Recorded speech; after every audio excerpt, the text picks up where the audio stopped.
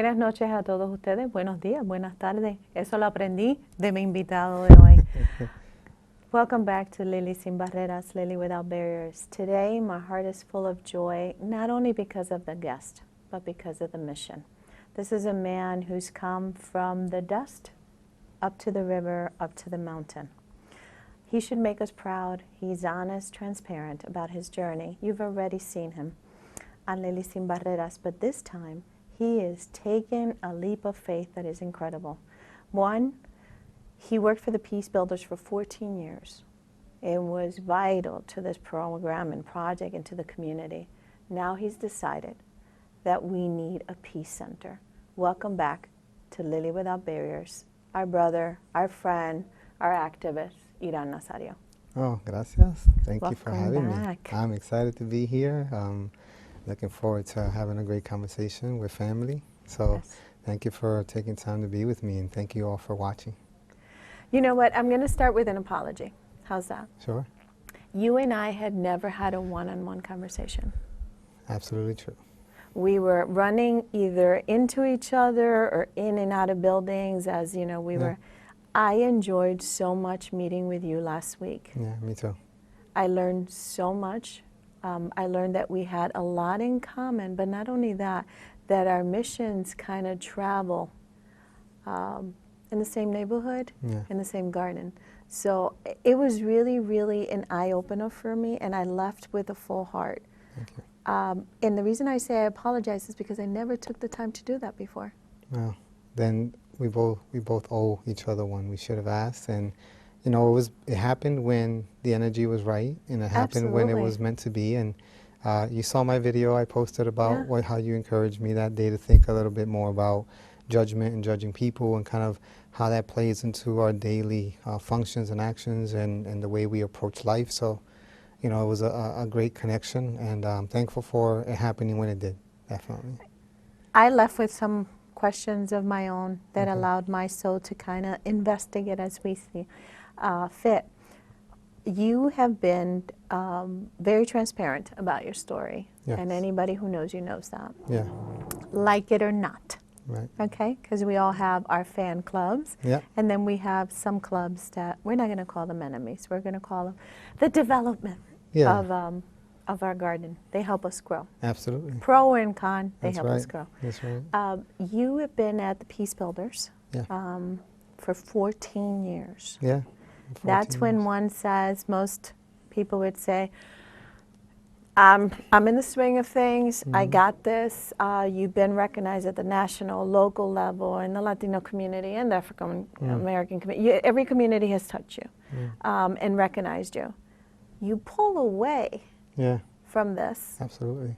And you make a decision that I made 3 years ago, but I thought I was the only silly one to do that. And when you called me up months ago and kind of told me, hey, Lily, just touching into these waters, I thought, okay, the potential is that he's going to run back in, because I know how terrified I was.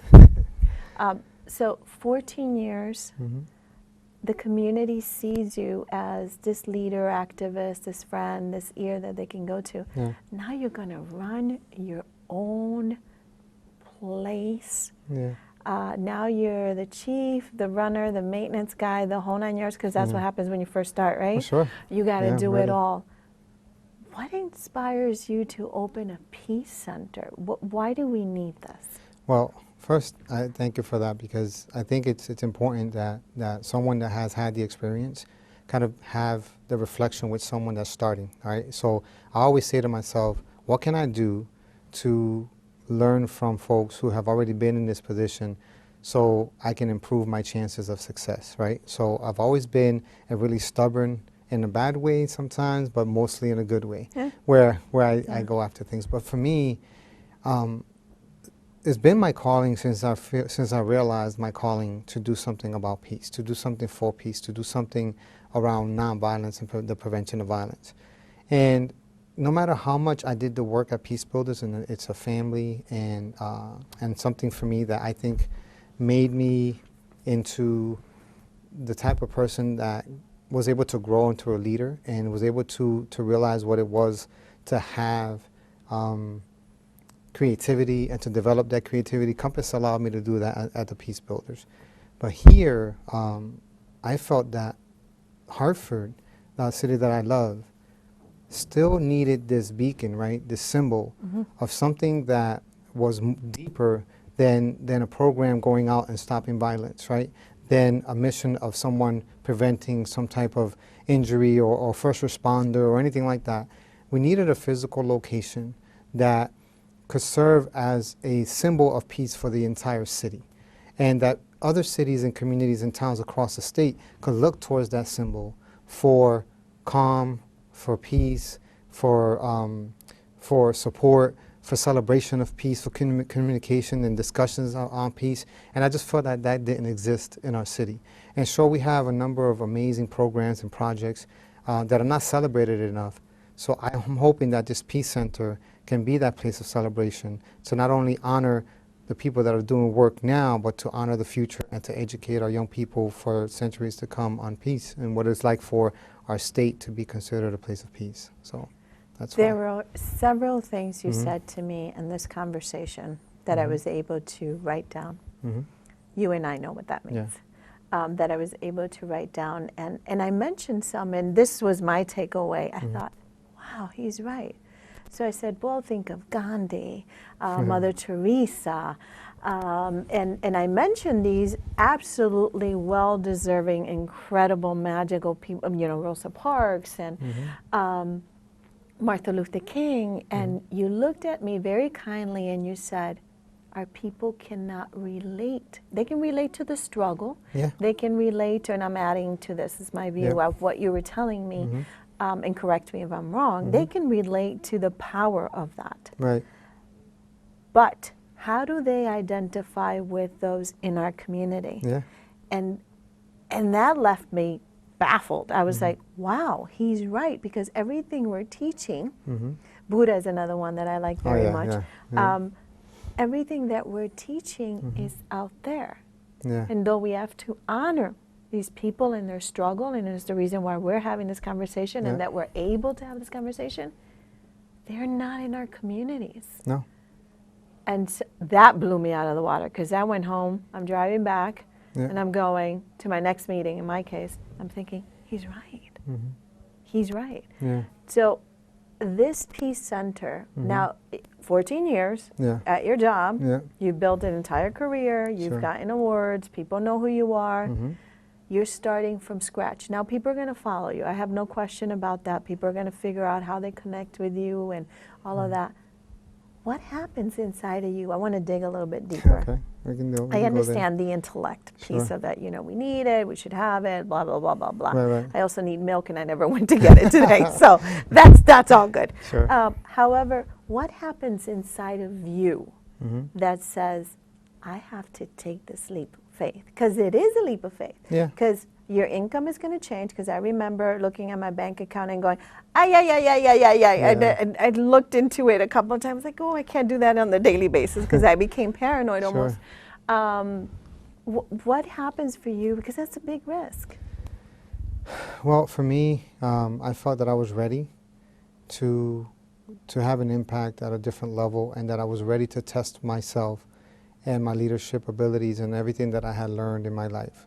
So I had started this dream of being a leader at something when I watched my mentor, Dr. Michael Borrero, mentor me.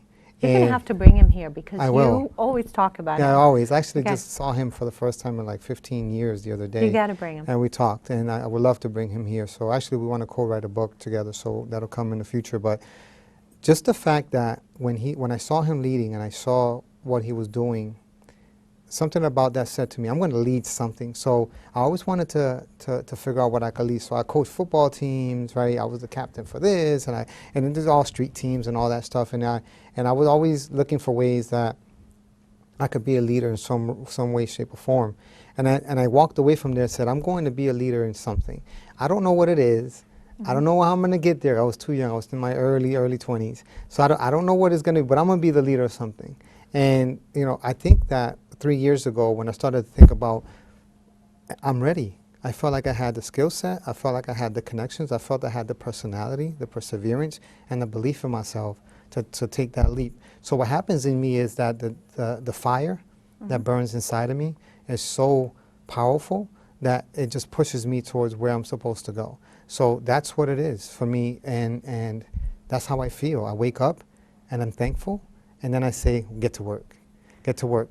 And I know you mentioned something a second ago about the accolades and all these things that come with work hard, hard work.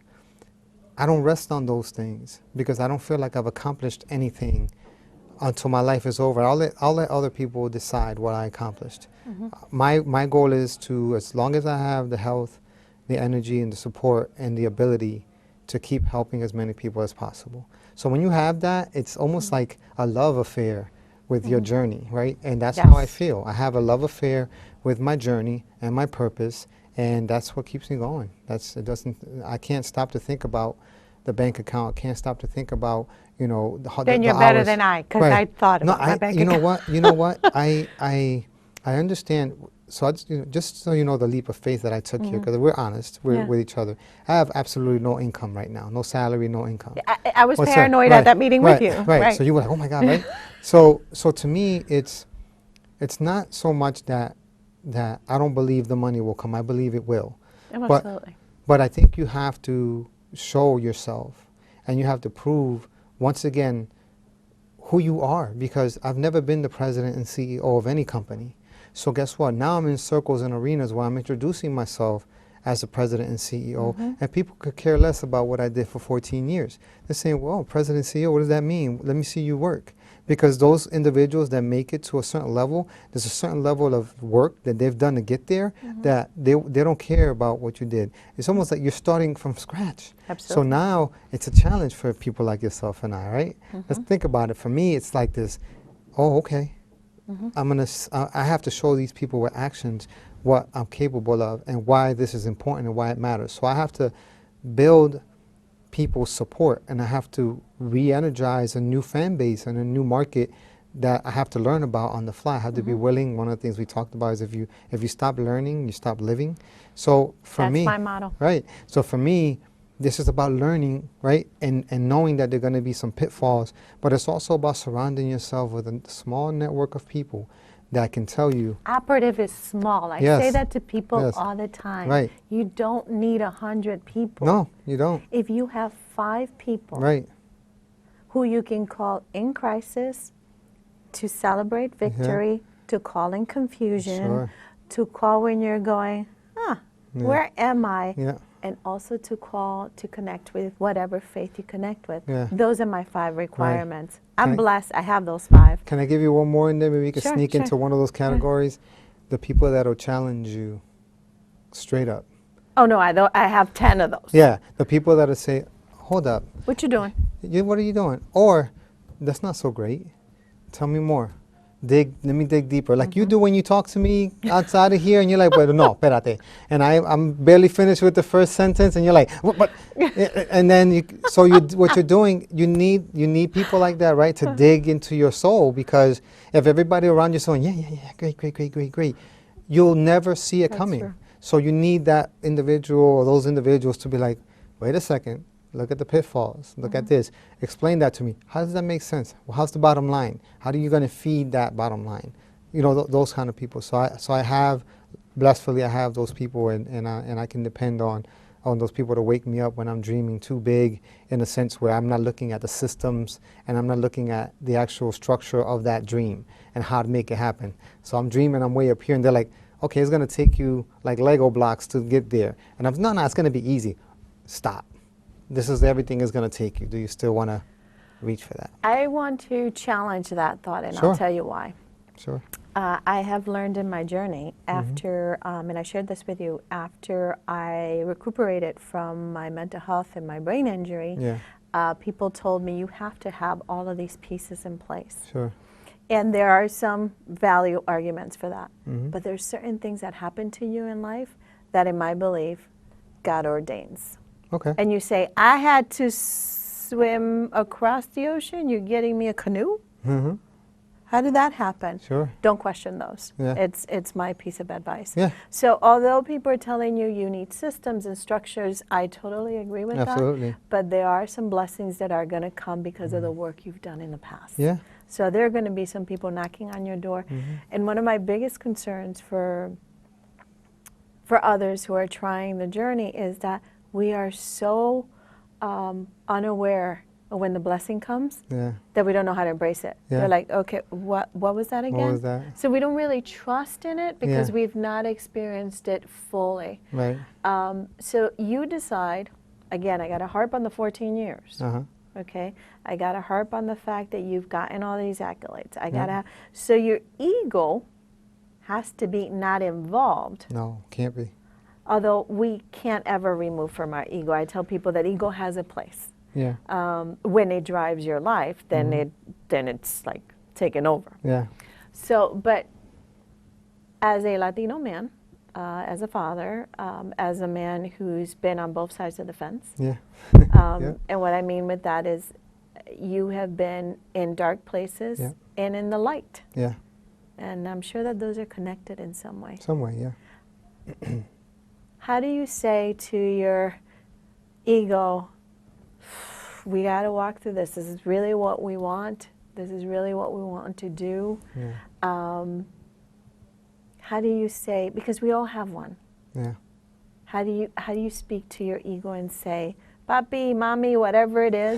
Mine is bisexual. It depends on the voice I'm hearing at the time. Yeah. How do you tell ego, hold up, it's going to be okay? Well, I mean, I've learned in all my challenges that I never thought ego played a role in my success or in the things that I've been able to do. So I continue to feed and tell my ego that I really truly believe I haven't accomplished anything because I just know that there's so much more I yearn for and there's so much suffering still happening.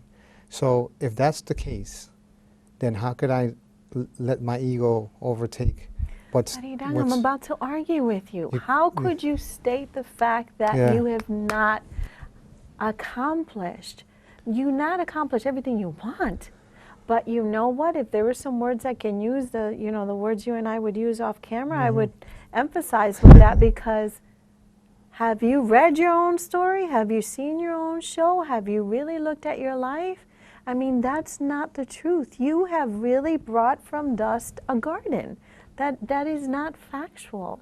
You have taken every opportunity possible to grow and to help others come with you. I mean, I remember interviewing you and you coming with this nonsense to the gang of, hey, we should turn in our guns. I'll never forget that. I'm thinking, that was just not safe. And that was brave. So how can you say to all those people who've walked with you, I haven't accomplished anything? You've accomplished a lot. Now, I'll give you, you are on chapter 2 or 3 or whatever that means for you. Yeah. But saying you haven't accomplished, it's just, with all the due respect, a lie. Well,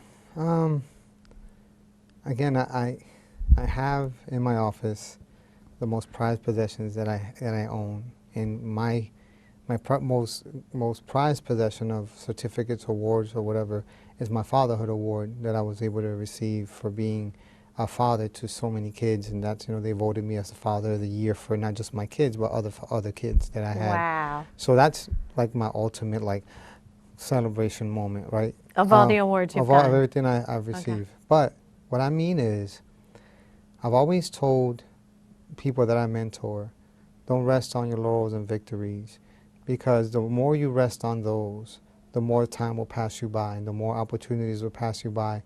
And people that are always hungry and fire is always burning will keep passing by you, and you will never truly accomplish your maximum potential.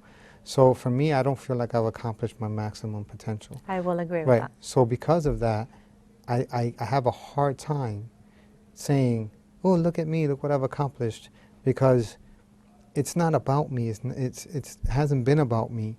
It's really about what can I do to be that person in the life of another individual at a time when they need someone, what can I do to be there, whether it's through my company, whether it's through my services, whether it's through my contacts, whether it's through a spiritual connection, whether it's through financial support, whatever it is that I can do at the moment to prevent them from going through some of the things that they may go through and to interrupt their path towards something that's going to incarcerate them or kill them or whatever the case might be. So for me, because I see so much suffering and I've seen so much, it's hard for me to look back and be like, you know, I've done all this great stuff when I still hear all the amazingly horrific stories of young people and even, you know, people, middle-aged people, older people still suffering. And for me, I just have a hard time celebrating when I still see that happening. When I wake up every morning and I might read something or hear something or somebody tells me something that's horrific. And so how much have I really chipped away at all of the horrors that exist in communities and in this world? I just don't feel like, you know, I just don't feel like I've made a dent in that yet. Have I helped young people? Yes. Have I helped other people? Have I helped men and women who were second chancers coming home from prison, couldn't find a job, gave them a job, gave them a new life? Feel great about all of those things. But I will let them define what I did. For me, it's really about understanding that those things came through the hard work, but knowing that I have much more to do. So that's just the way I feel. I just see so much and I feel so much. It's not right still. So I can't lay back. It's just not in me right now. I don't want you to lay back, Yeah. but if I may, I don't want you to forget how far you've come. Oh, no. Because sometimes you have to look back and go, in those days where you find yourself like you're not moving forward, like pedaling in mud, you have to be able to look back and say, hey, this is where I came from. Sure. So I'm going to take a break today and have a cup of tea, and then I'm going to get my energy to go back. I specifically asked you a couple of questions, which I thought your answers to me were very interesting, so I want to share them as I heard them and for the audience. I asked you about your political affiliation, and you said, I don't share that. Right. Which is going to be very interesting in your new role. Yeah. Because that's going to challenge you as well. And I get challenged by that all the time. So there is going to be the carrot of money associated with a party, and then there is going to be really good-hearted people who are saying, I like what you're doing, Mr. Nazario. How can we help you? Right. Okay. So they're straightforward, you said to me, not a discussion, not interested in getting into a discussion with anybody. So then I challenged you with something, and I said, look around us and look at the new administration, and I've been very vocal about, you know, I don't know what's happening right now, and I assume responsibility for that. Where are we going with this new administration? And you said to me, which I thought was key, I can't worry about that. No. And I thought, that's a great way to look at it. And as a matter of fact, Gandhi looked at it the same way. Sure. You only have control of? Yeah, you. Okay. So those are things I learned. So help me with the audience, although I already had the pleasure of dreaming with you at that table that we sat at. Give me a walkthrough of the Peace Center. Absolutely. So in helping the audience understand what it is that the Peace Center will do, my hopes are always to improve the generations that come. So the purpose, the welcoming and greeting will always be done by a young person. And by a young person, I mean someone between the ages of 12 to 24 who would be not only invested in peace, but learn about peace and be able to educate their peers and others on peace. So someone would walk into the Peace Center, and if you can follow the walk with me and kind of close your eyes and envision That's what it I had is. to do, yeah. Right. So as someone is walking in, the young person will greet them, welcome to the Peace Center. I'd like to first welcome you to our open space where folks who are practicing peace, are looking to research for peace, are looking to connect with other peaceful people, can just congregate, meditate, research, look for resources, you name it, etc., here in this open space. Follow me as we continue to walk. Here is our Legacy Hall, where we're going to honor and enshrine all of the peacemakers from our current neighborhood and city, and then as we expand outside the state and now outside the country. So I'm going to stop you right there, or interrupt you, I should say. Okay. There is going to be a hall of fame, if you will, Mm-hmm. and if exposure Yeah. to our mirrors, Yeah. to our people that Yes. look like us, that Yeah. sound like us, that probably dress like us, that Mm-hmm. here. Yeah. Why? Because, as I mentioned in our conversation, unfortunately, young people and really people in many communities don't ever get to know the heroes and that exist in their own community. They many times don't believe that people that are in a block away from them actually are peaceful people and are doing everything possible to make their lives more peaceful, more safer, more comfortable, more successful. And it's important for young people and anyone to start be able to consider their community a vessel for peace, and that there are bodies in these communities that are doing exceptional work to keep the community safe. And if we don't start having these conversations, young people or anyone won't start believing in the community and what their community can actually raise, or what kind of people they can be. And also, lastly, I've made a 29-year career of peace work, nonviolence work. And I've been able to do amazing things because I've had amazing jobs and supervising. I've been able to grow professionally. Many young people and other people have to start believing that there is actual worth to peace work, and that the people in the community can sustain their livelihoods by preventing violence. That should be popular, more popular than the videos of people fighting. It should be popular for us to see peace happening, and that's what I'm hoping that Legacy Hall will do. That young people and people that are being given tours and learning about these people that are in this hall, start looking at, wow, that person looks like me, lives on the, and they've done all those things. The communication, the sharing of good information and good intention needs to be celebrated, and that's what I'm hoping the Legacy Hall will do. So as you continue to walk through, there'll be office spaces for companies, agencies, small agencies that may not have office spaces that they can rent at a really minimal cost to operate their functions. As you keep going through the Peace Center, you'll have a research component of it where interns and university students can come in and help us do research on best practices for peace, the best incentives and the best type of applications of those peace work and all that nonviolence work, so they can help these smaller organizations apply successfully for grants. And then finally, we'll have a hall where we can have presentations, book readings, dances, performances, and all of these things where people can come and be in the presence of peace, but celebrate and enjoy it. And then one of the last things as you're going out, this is all in my dream and my vision that's going to happen, is that then you'll go through our cafe, which is called the Peace Alternative, and you can kind of sit there and reflect, be So in the we're going to presence have of our other own people. Starbucks? Kind of, yeah. We have Love kind it. of like our own Starbucks, but see. You got to change the prices, though, because that's the reason I don't go to Starbucks. No, it's okay. But without due respect, guys, your prices are not embracing of my budget. We'll bring it down. We'll keep it reasonable because, it is about making you feel peaceful when you're there. So we got to do something like that. Not stressed. But I think the goal for me is to have a place that 24 hours a day, no matter when, you can look upon that building and know that place is about peace, right? So if you're doing a march or a rally or a talk or anything like that, and it's emotionally draining and people are riled up and feel all this tension or emotion, you should be able to go to a place and decompress so you can go back home feeling energized in a good way, not in an angry way or in a depressed way, where you can go and congregate and mingle with other people and plan for your next steps on how you approach a peaceful protest, right, and a peaceful discussion and a peaceful march with the respect that other people deserve when you're doing so.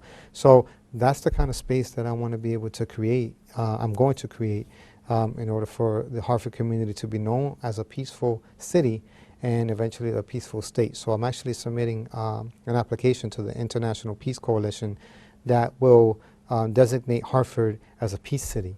And I'm going to work with the mayor here to ensure that proclamation is done. Mayor Bronin likes you, so I could see that collaboration being a magical one. Yeah, so my goal is to really, embrace this city.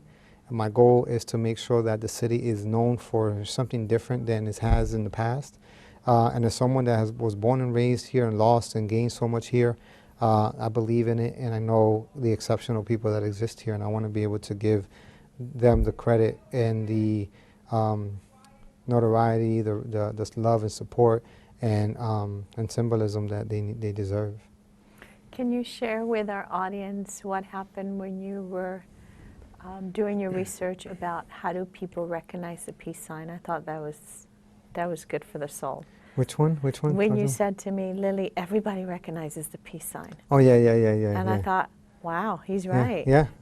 I did some research with young people from different schools and different areas, and then I also started creating a logo based on a competition that we have with middle to high school students and some elementary kids that joined in after. But they submitted all these stories for peace and all these symbols of peace. But when I put the logo out there for people to vote on it, it's incredible how many hundreds of thousands of people understood that logo and understood the meaning of the word peace and the symbolism of the peace sign. And when you have a powerful symbol like that, all you really need, in my opinion, is the right leadership, the right connections, the right conversations for people to continue to believe that peace is possible. And for me, that's what it's really about. And it was incredible for me to see that. And no matter where I go, what planet I'm on, what things I'm thinking about, whether I'm dreaming or awake, I see a symbol that needs to be part of a community. So, how do you approach? Because I'm predicting that you are going to, and we all go through this. There are dominant thoughts and people who see, they grab your idea and they want to put it in this place, right? So I'm sure you'll have people who believe they're peaceful, but they're not practicing it. right. I'm sure you'll have people who want to disturb that peace for you. Sure. I'm sure you're going to have people who want to use your spot as a middle ground. What are you going to do about that? How are you going to negotiate? I know you've done it with gangs before. I know you're well respected. I know that the kids, you know, and I use terms kids loosely, the young men as well and women. How are you going to deal with, I love you guys, which I'm assuming is something you would say. However, this is what we stand for. Because it's going to take a while for people to understand the Peace Center is not about that. Because it takes time for people to understand really what's acceptable and what's not. Well, I think, you know, you develop a base. And then in that base, you develop your code of ethics, you develop your mission statement, your vision statement. And then you develop your criteria for what it is your organization should focus on. And then you make that known to anyone that wants to partner with you, wants to engage with you, wants to be involved in anything that you do, that these are our pillars. And these are the pillars that are going to inform how we practice things here at the Peace Center. If for some reason or the other they don't want to adhere to those things, then I have to respectfully disconnect with those folks, wish them well, support their causes, either from a distance or in a different way. But we have to stay firm on what it is that the Peace Center wants to do, and people have to recognize that this is a purpose. This is not a place where you can come in and use insult, berating of other people, negative comments and conflict, just to be someone who is going to bring more aggression, violence, anger, intimidation into a space. There are plenty of places that exist like that in this world. Peace Center is not going to be one of them. So, I have to hold firm for that, and I have no problem doing so. Obviously you do it with being cordial and respectful, and you're candid in a kind way, but you have to know what you stand for. And it's at this point, I know what kind of space I want to be in. I know what I want to be surrounded by. I wrote something recently about my office. I feel when I'm in there, in every corner that I look in my office, there's something associated to peace. So you have no choice but to be in a peaceful state, because you're looking and you're like, oh, peace here, peace there, peace here. And you know what you stand for. You just feel that room becoming a part of you. And I think that that's what I have to do. So if folks are going to come in and I can't feel their cause, right, and I can't feel like I would embrace it publicly and be able to comfortably support it without endangering the pillars and the strength of our Peace Center, then unfortunately they won't have a role there, and I have to do that to protect it. Nice job. Ladies and gentlemen, we're going to take a break and allow you to sip on some tea, and we'll be right back with more Deep Talk.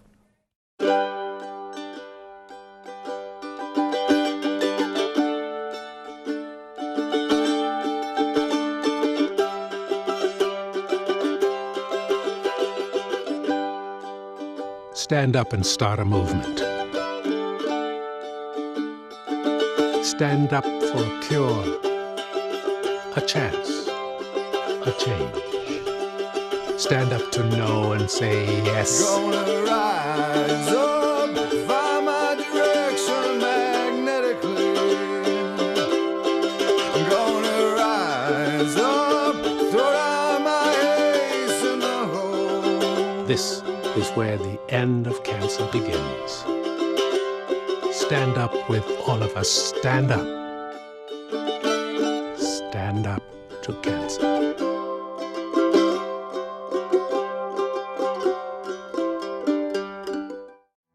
Every year, airmen face overwhelming challenges. Fortunately, our airmen are resilient and help is available. Last year, 37,000 airmen had the courage to get help for themselves and others when they needed it.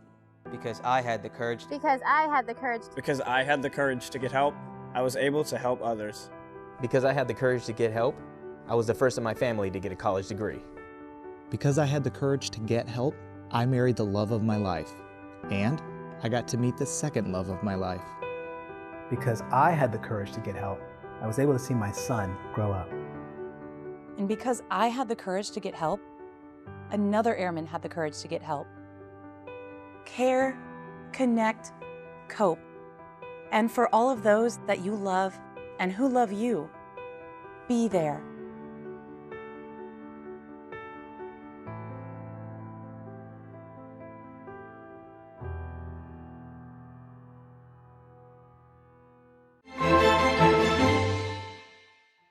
And we're back. We continue our very candid conversation with Iran Nazario. We've been talking about taking a leap of faith and his dream that now has become a reality of having a peace center in Hartford that eventually will be in Connecticut. So watch out. Let's get back to the nitty-gritty of this. Yeah, let's do it. So you're going to have a center. Yep. And in this center, you're going to have a cafe. I'm already excited about that part. Yeah. You're going to have a Hall of Fame. Yep. You're going to have our youth, men and women, young women, young men, introduce us and help us navigate. You're also going to have offices that people can rent. Yep. So hopefully I can afford one of those. You will. Because I would love to have something in the community. It's something we've been looking for a while. Okay. Tell me, what is going to be your day-to-day?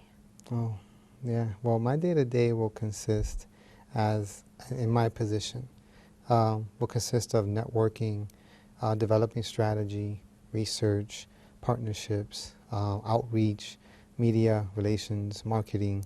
That'll be kind of like my day, bringing in the best type of quality connections, programming, services, and information that the community can utilize. It's also going to be about really strategically building the message of peace. So that's going to be really about talking to individuals and listening to individuals and calling out individuals that want to be part of something and welcoming them into the Peace Center. So it's really going to be a really active position where I'm kind of doing everything, and just like you said earlier, mopping the floor. You can still make calls where you mop the floor. I've learned that. Yeah, have an earpiece. Yes. And I just keep going. So it'll be about being involved in statewide activities and coming up with creative ways to keep peace in the forefront, so positive messages can challenge the negative messaging that we see in this country. So There was an idea, I don't know if you can share it, and you can tell me, back off, Lily, and I can do that and move on. There was a great idea that you had that I thought, I definitely want to be part of that. Yeah. Can we talk about that? I'll keep that on the wrap for now. Okay, all right. now. So I have been toasted, as they say in the media. What is going to be the difference between, and I have to be honest with you, our communities have been divided, and not so much for you and I, and to the color and the skin. We both, I think, have been very blessed by being embraced by others that may look or seem different, and then we just kind of all in the mental pot. But we do have some elite pockets. Yeah, unfortunately. Yes, and unfortunately, I find that a lot in those who carry Latinos names like you and I do. I would love to see your center. Or is that something you would like to see, where our kids, our youth, the ones who are going to worry about, you know, my Social Security and all of that, because they're the ones who are going to make the decision, do not feel that necessary. Do not feel like there needs to be a sense of classism, because we have so many isms at this point, so why add another one?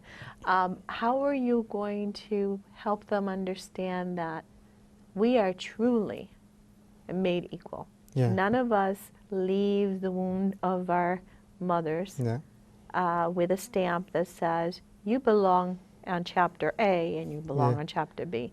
How are you going to help within the peace message, which I think is very peaceful if you add that into that level of let's take that out?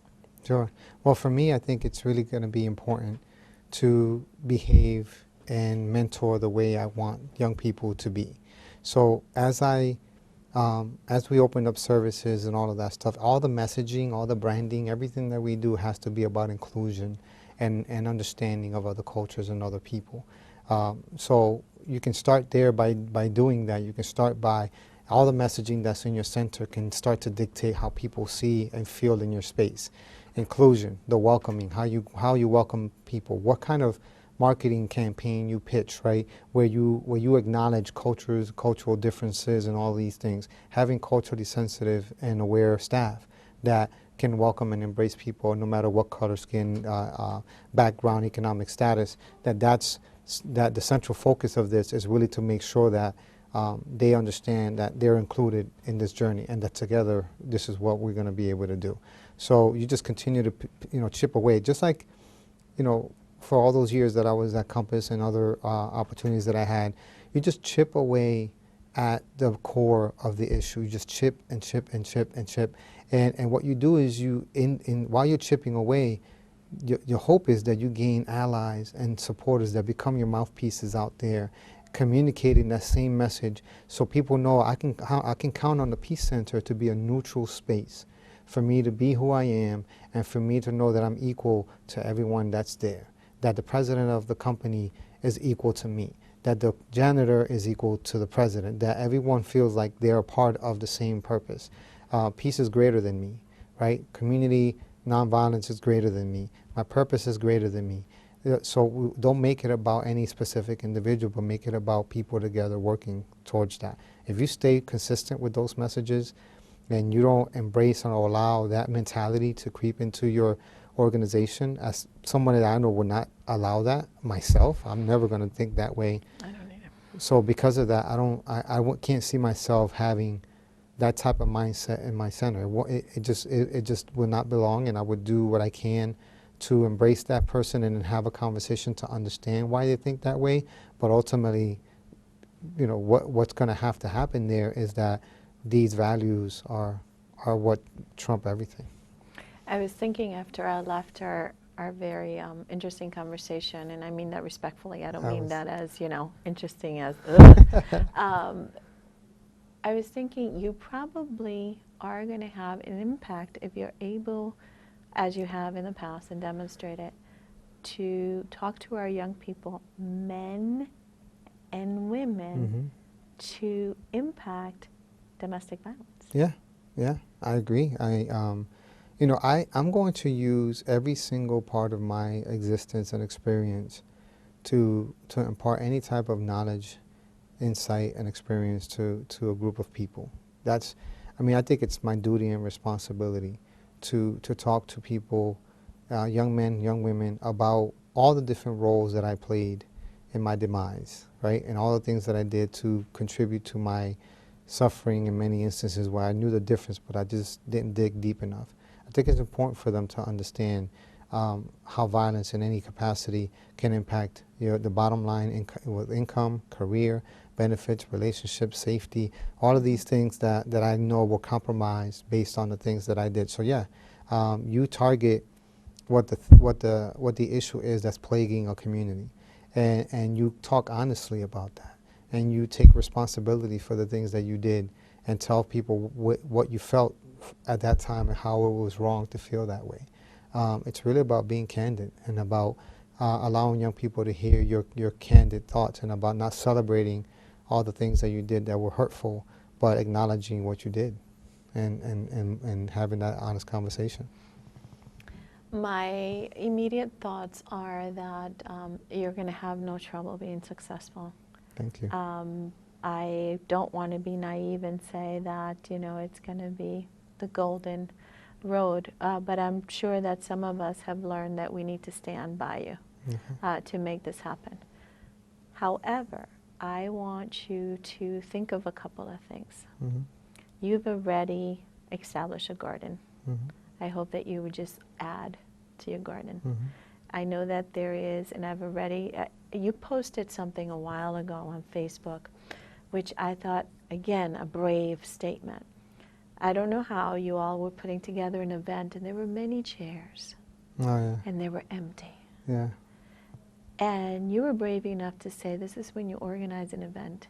And I think your message was, nobody showed up, but we were here. Yeah.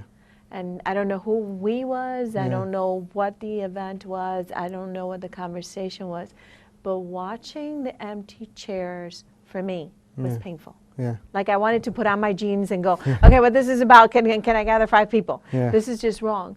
That happens to me at least once a month. Yeah. Yeah. So I think if you can continue to educate us and say, listen, when we put something together and we want to have a conversation, those empty chairs are painful. Because that's what our young ones are saying. Now there's another population that I think can probably enhance your center so much, and it's the generation before you and I. Oh yeah, absolutely, absolutely. Because they understand peace differently. Differently, yes, right. Than we do, or maybe the same. Yeah. You know, de ahí viene calladito te ves más bonito, respeta a tu mamá, respeta a tu papá, be careful what you say to your mother, no matter what your mother said, you just don't, flap your lips to your mother. You don't do, so there's a lot of good from that. I think we have removed, so our older generation needs to understand the value of our younger generation, and you and I talked about this because we both have children who are peaking to their 30s, right? Well, at least mine is, in their 20s, and whenever you have a boy and a girl, I just have a girl. And so that's challenging because sometimes, you were just telling me a story about you did something with your daughter, pictures or whatever, and she said, not that shirt. But you have to be willing to say, okay, mama, all right, you might have something here. Yeah, of course. Let me do it your way. Of course. But if we're not willing to do that exchange, I think we're going to lose the beauty of that magic. Yeah. Well, let me share a quick story with you. In 1994, or something around there. Millones de años atrás? Yeah, un montón. I was doing an interview with Lou Brown. And wow, Lou Brown. Yeah, from NBC 30. Awesome. And, so I'm doing the interview, and it's freezing outside. I mean, it's freezing, and we're over by Hudson Street doing the interview. It was about gangs and stuff like that. And one of the things that he said to me was, he asked me, why are you out here? What are you doing this for? And I said to him, I was 24 years old or 20-something years old. And I said to him, you know what, I have to get this message out because I'm getting old. And at 24, I'm getting old. And he goes, wait a minute. And at 30, I'm going to die. Yeah. So he said, no, you're 24, how are you getting old? I said, this is what I've believed for a very long time, that as we age, it is absolutely critical for us to plant a seed in a younger person, because the way you prevent a disconnect is by planting those seeds to make those people your champions. So then when you come into dialogue with a young person, or you come into dialogue with an older person, like I do with Lou on various occasions, there's an actual connection to those human beings, because you can't create rules and you can't dictate to young people or to old people without a relationship. So even at that age, I understood that a 13-year-old won't listen to me like he listened to a 15-year-old. Mm-hmm. So even at 24, I was already saying I'm old, not because I felt old, but because I knew the gap would widen as I got older. And the only way that I could grab the future generations was to believe in the people right below my age bracket and say, hey, this is how you do it. I love you. I'm connected to you. They stay connected. Now they talk for you. So that's missing in so many instances now, because what happens is I can't settle, as I'm getting older, I can't settle for a certain opinion and settle on that opinion so heavily that now I don't value the perspective of a young person.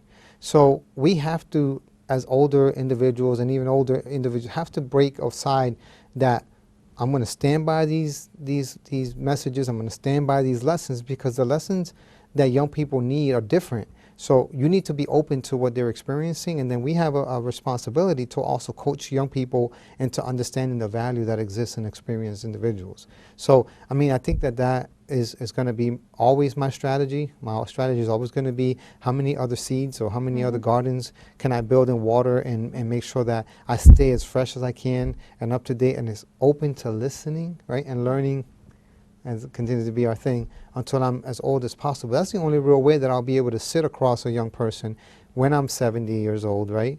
I'm looking across a person that's 15, and I'm expected to tell them how to do things. No, I'm expected to listen and then figure out where the commonalities are to then educate them on what is possibly going to happen based on those common things, right? So that's kind of like how I see my role in making those connections from those different age groups that I know are out there. So I have a friend who's departed, and it's with the higher power, and he belonged to the streets, if you will, just to protect him and his family. Sure. And kind, generous, helped me out a lot when my father was indisposed due to alcohol, and was the kindest man. And I remember one time my car got stolen. I had a Toyota with the little lights that go like this, because I didn't have a lot of money, because it was okay. I think I bought it for $500. That thing rode for like 7 years straight. So, hello. Hey. I never had any trouble. My car got stolen, and in an hour I had my car back. Yeah, that's that street connection. Well, you know what he said to me? He said, "This is not to happen to you." Yeah. And I thought, don't worry, Papa, it has insurance, we'll figure it out, don't get in trouble. And he said, what are you talking about? I'm the head honcho. Yeah. This is a young man who used to hug me, kiss me, call me, let me know, hey, you got to pick up your dad, you got to do this, you got to do that. Always available, open. But there was another side of him that I could never, for the life of me, I used to tell people, I don't want to hear it. Because what I have with him is so beautiful. Yeah. Then none of that can matter to me. And people would say, oh, you're not being realistic. I'm like, no. He's worked so hard at this bond with me. Yeah. I'm not going to mess it up with that. Yeah. And so when he departed, it was very, very painful for me. Yeah, of course. I lost a friend. Yeah. A much younger friend. Yeah. But still a friend. Of course. But he always reminded me, you earn your stripes. Yeah. Even when you think you're not. Yeah. Yeah. Everything we do is a lesson to someone. I always, understand that I am being watched, even when I believe I'm not. And, you have to earn every ounce of accolade, respect, gratitude, whatever it is that you earn, you have to earn it. You have to put in the work, and you have to take the action steps necessary. You have to prove it. It's no longer I'm going to write about this and it's going to be fact. You know, people want to see what you're about. And I've always, when I figured this out, I figured, Mike Barreras and I always talked about listening and talking from the heart. And that's what I do. And you can't get any more real than that. You were about to do a PSA. You're about to take that home with you. You're about to move on to many other projects. But I want to ask you 3 questions. Yep. And you got seconds to answer I got them. seconds. Let's go. Got it? Yeah, got it. All right. So I am Peaceful. I'm afraid of. Nothing. I like that one. I wanted to see if the answer was the same. I wish for. A compassionate existence. I want to leave a legacy of.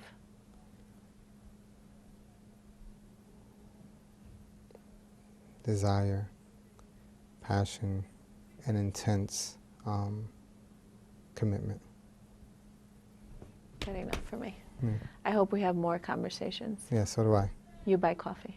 Okay. Got it? Gotcha. Ladies and gentlemen, it is extremely important to me and to you, to your children, to our children, that you have this conversation, this conversation continuously, ongoing. Listen to what the kids are listening to. Talk to them of why they're listening to it, even if it gives you a headache. Okay? Because I'm sure our music gives them a headache every once in a while. Yeah. Talk to the fathers, talk to the mothers, but first of all, give Iran a phone call. Invite him to your school, to your community of faith. Listen to his message, and then join in his mission. All of us can't change the world, but we can all be part of the change. Absolutely. God bless you. I hope to see you soon. And I hope you follow Iran Nazario on Facebook. Yep, Facebook. You can follow the Peace Center on Twitter, Facebook, and the website.